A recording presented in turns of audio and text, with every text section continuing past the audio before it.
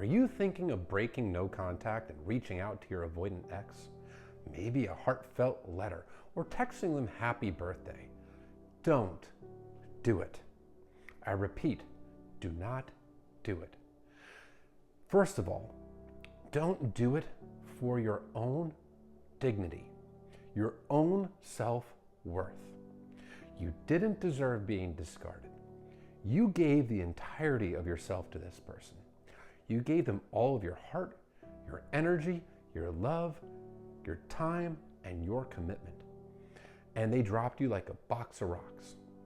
They dropped you like a sack of potatoes. They blindsided you.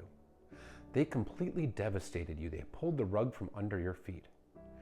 They crushed your heart and showed you no empathy out the door. And you got little to no explanation as to why you were being thrown away. You were given no closure. You did not deserve that. You absolutely did not deserve that. And by maintaining no contact, you are sending both yourself as well as your ex a message that you did not deserve that kind of treatment, that you know your own self-worth, and that you are worth so much more than just being casually discarded as if you never even mattered. You deserve somebody that will give you the love, commitment, and respect in return that you give to them. You deserve somebody that is emotionally available for you. You didn't deserve what happened to you. So if you break no contact, if you reach out to this person, you are sending the message that it is okay to treat you this way, that you can be discarded, you can be thrown out as if you never even mattered, and you are still there as an available option to this person, that you are still there pining away for them, just waiting for the day for them to return, as if you can't do any better. But here's the reality. It may not feel like it, but you can do better. You didn't deserve what happened to you. And no contact is a huge boost to your own self-esteem, to your own confidence. Even when it's difficult, if you maintain no contact, you are sending yourself the message that you can rely on yourself to stand up for your emotional needs and wants. And you are not going to lower yourself to begging and pleading with somebody who did you wrong in such a callous and cold way. Secondly, if you break no contact, you are just enabling this person. You are indeed sending them the message that it's okay to discard you, and you're always an available option in their back pocket, that there are no consequences for ditching you like that. You're just allowing them to continue this kind of behavior unchecked. For this person's own sake, for your ex's own sake, no contact can be the wake-up call they need, where they actually experience the consequences of their actions, to where they actually can learn to turn the eyeballs inward and self-reflect on their behavior because they've experienced the actual loss of you. If you break no contact and reach out to them, they're not ever allowed to experience the loss of you because you're always in plentiful supply and you're always available there as an option for them. So there's no sense of urgency to right the wrong. There's no sense of urgency to self-reflect and do any work on themselves. Also, reaching out to them pushes them away even further. This is an avoidant who has deactivated. When they deactivate, they take their feelings, they take their emotions for you, and they bury them deep. They don't allow themselves to access their feelings. That's because their fears have been triggered. Fear of abandonment, rejection, engulfment, fear of emotional intimacy. Something triggered their fears, and as a defense mechanism, they took their feelings and buried them. They're not allowing themselves to access their feelings. They're feeling a pressure from you to be emotionally available and present for them. That scared them, so they ran away.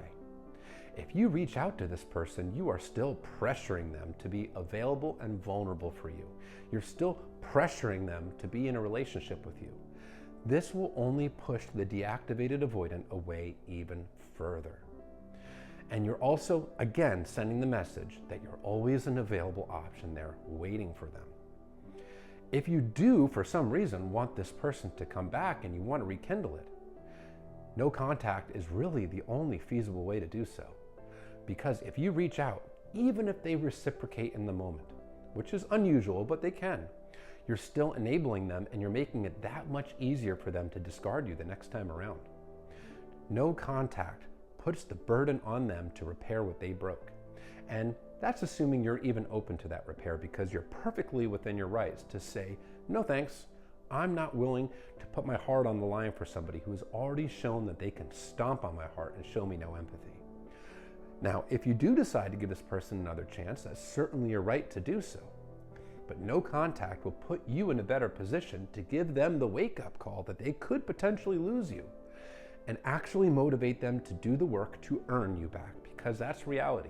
This person needs to earn you back, not the other way around. They're the ones who did you wrong. They're the ones that hurt you. The burden is on them to earn you back. You deserve better than what they gave you. Remind yourself of that. Staying in no contact is reminding yourself of that. Plus, no contact is the mature way to handle a breakup. They asked for the breakup. They asked for you to be out of their lives. Honor their wishes. Respect their wishes. If you are begging, pleading, chasing, texting, calling, you are just sending them the message that you are not respecting their wishes. You're not removing yourself from their lives. You're not allowing them to experience the breakup that they asked for. And often one of the temptations can be to write a heartfelt letter. Understand it's likely to fall on deaf ears. You're going to pour your heart out on pen and paper, and you're going to get crickets in response.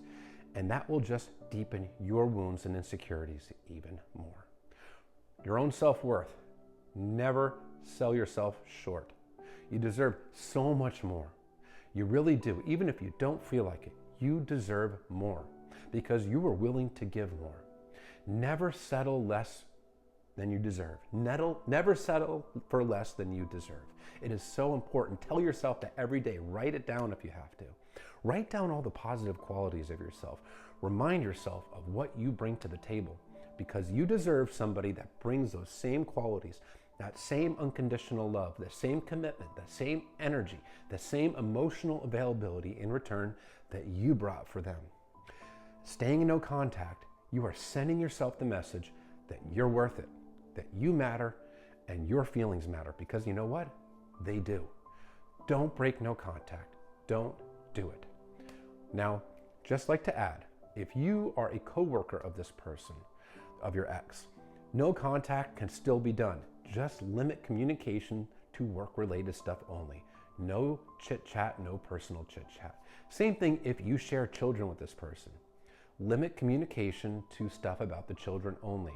No how's the weather chit-chat. No I miss you, none of that stuff. Let the other person be the one to initiate any meaningful conversation about that stuff. So again, your own self-worth, you're important. Don't forget it. Okay, one more thing. No contact does not mean that you ghost the other person. It just means that you are not the one initiating communication. You let communication come from them.